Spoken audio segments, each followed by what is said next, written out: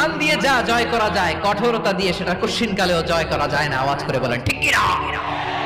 এবার সুমামা দাঁড়িয়ে বলে, ওগো নবী, আমি তো কালিমা পড়ে মুসলমান হয়ে গেলাম, এবার শোনেন, এই মুহূর্তের আগে আপনার চেহারার চাইতে নিকৃষ্ট কোনো চেহারা আমার কাছে ছিল না, কিন্তু শাহাদা পাঠ করার পরে আপনার চেহারার চাইতে উত্তম শ্রেষ্ঠ কোনো চেহারা আমার কাছে আর নাই।